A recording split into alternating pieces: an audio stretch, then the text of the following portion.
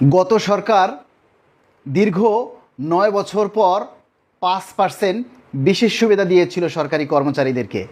সেই ৫% বিশেষ সুবিধায় ৮,২৫০ টাকায় আসে ৪১২ টাকা ৫০ পয়সা।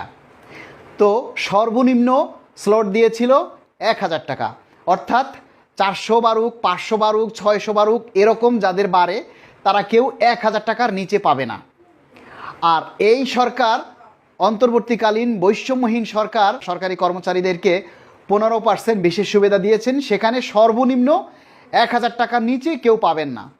দেখুন, আজকে ৩ জুন যদি একজন সরকারি কর্মচারী যোগদান করে তাহলে তার বেসিক হয় ৮,২৫০ টাকা, আর ৮,২৫০ টাকার ১৫%-এর বিশেষ ভাতায় আসে ১,২৩৭ টাকা ৫০ পয়সা। তাহলে আপনি ১,০০০ টাকা কোথায় পাইলেন? সর্বনিম্ন ১,০০০ টাকা বাড়বে, এই হিসাবটা কোন গাণিতিবিদ করলেন? যেখানে সর্বনিম্নই আসে ১,২৩৭ টাকা, সেখানে আপনি বললেন সর্বনিম্ন ১,০০০ টাকার নিচে কেউ পাবে না। ১,০০০ টাকা তো আসেই না, আসে তো সর্বনিম্নই তো আসে ১,২৩৭ টাকা ৫০ পয়সা। তাহলে ১,০০০ টাকার ধাপ আপনারা কিভাবে দিলেন? আপনারা বলতে পারতেন সর্বনিম্ন ১৫০০ টাকা, তাও আমরা বুঝতাম যে না ১,২৩৭ টাকা আসে, তাহলে তার আরও ২-৩০০ টাকা বাড়তেছে। সর্বনিম্ন ধাপ ২,০০০ টাকা দিতে পারতেন, ৩,০০০ টাকা দিতে পারতেন। যার আজকে যোগদান তারও আসে ১,২৩৭ টাকা, তাহলে ১,০০০ টাকার কোথা থেকে আসলো? এটা তো সারা বিশ্ব দেখলে হাসবে, আপনাদেরকে প্রহসন করবে। মাননীয় প্রধান উপদেষ্টা, আপনার কাছে তো আমরা এটা চাইনি। মাননীয় প্রধান উপদেষ্টা, আপনার কাছে করজোর অনুরোধ, এই যে বিশেষ ভাতা আপনারা দিয়েছেন তার পুনর্বিবেচনা করুন। ১৪ লক্ষ সরকারি কর্মচারীর পক্ষ থেকে, বাংলাদেশ সরকারি কর্মচারী দাবি আদায় ঐক্য পরিষদের পক্ষ থেকে আমরা দাবি জানাচ্ছি, এই ভাতার পুনর্বিবেচনা করুন।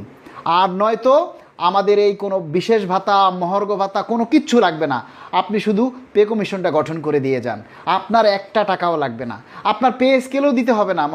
মাননীয় প্রধান উপদেষ্টা, আপনি শুধু পে কমিশনটা গঠন করে দিন, নির্বাচিত সরকার এসে পে স্কেল দিবে, সে এসে যদি আমাদেরকে পে স্কেল দেয় দিবে, না দিলে নাই। আমাদের এই ভাতার দরকার নেই, আমরা এই ভাতা চাই না, এই প্রহসন চাই না।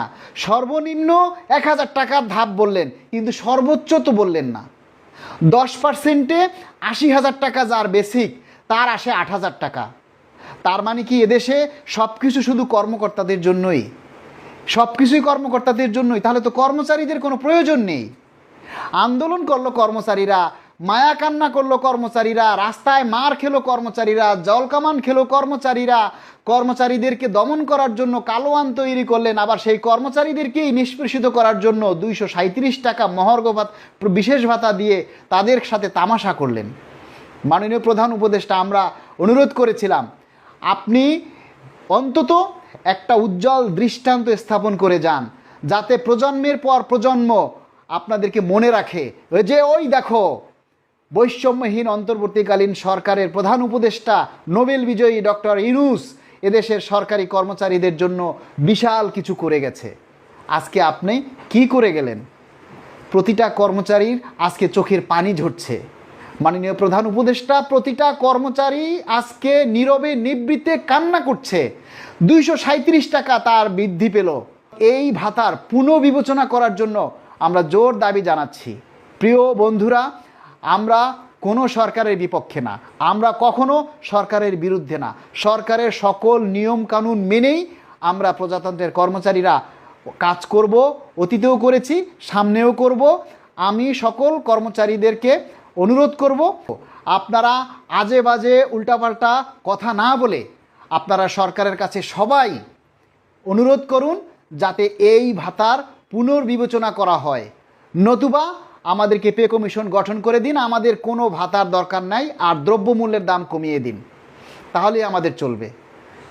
সবাই ভালো থাকবেন, আর ভিডিওটা সবাই প্রচার করবেন যাতে নীতি নির্ধারকরা আমাদের কষ্টের কথাগুলি আসলে বুঝতে পারে। ধন্যবাদ সবাইকে।